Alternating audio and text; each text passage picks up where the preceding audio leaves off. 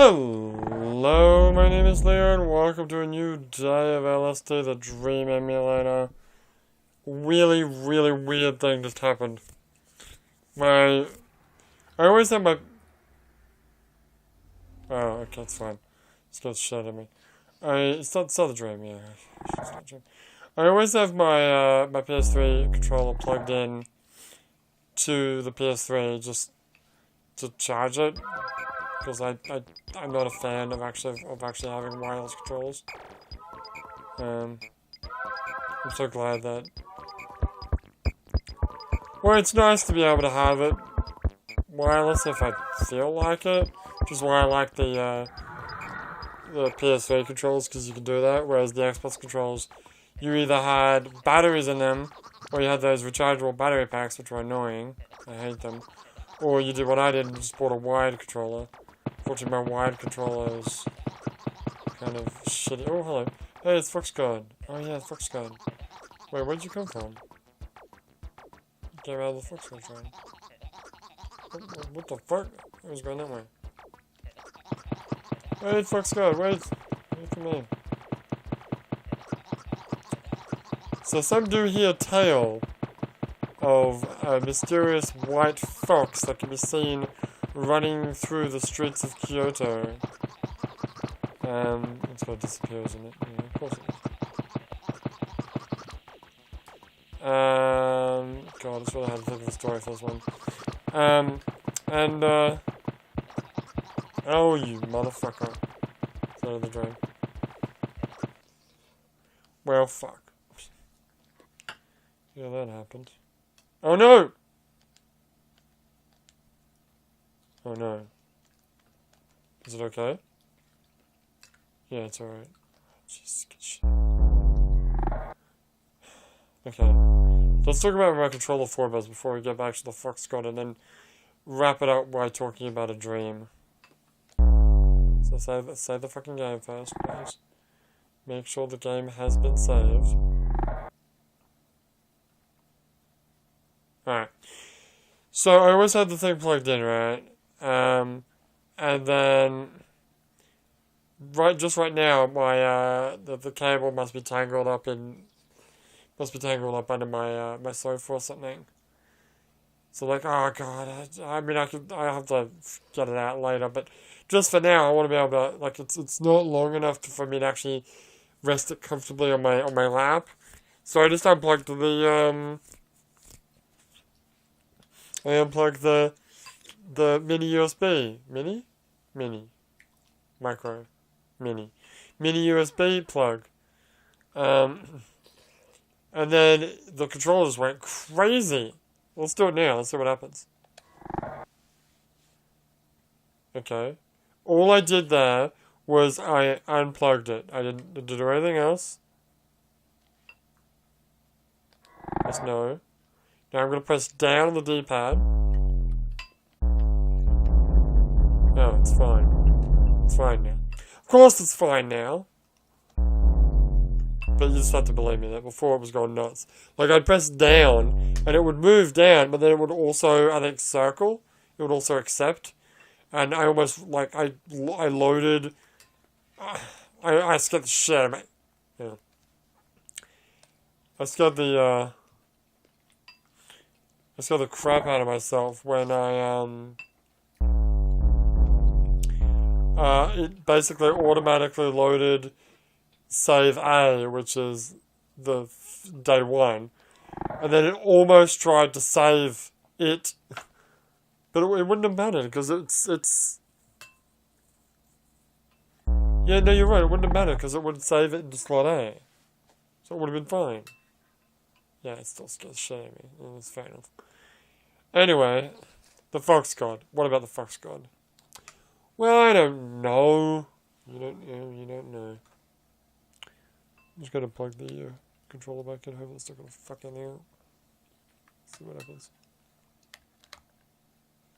It's fine.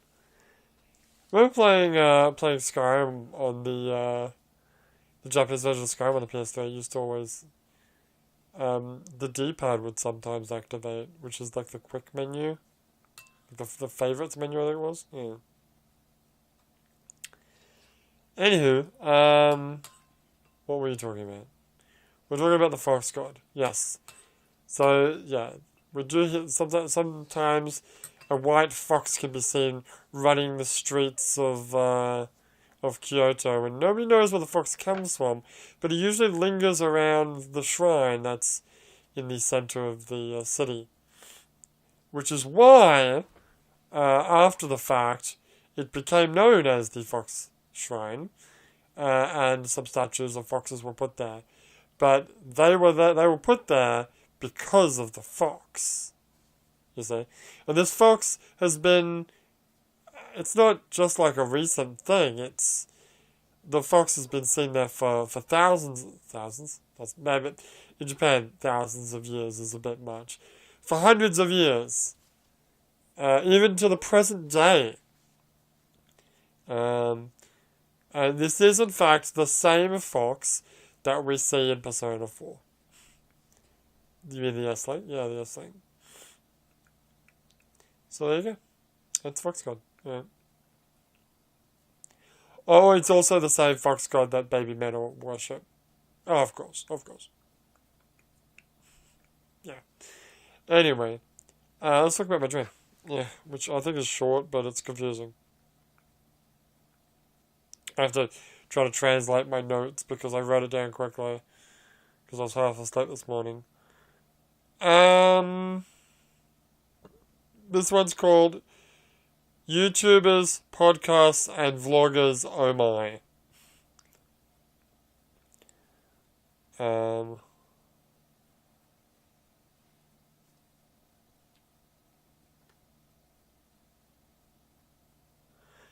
Jesus, I can't even understand what I've written down here.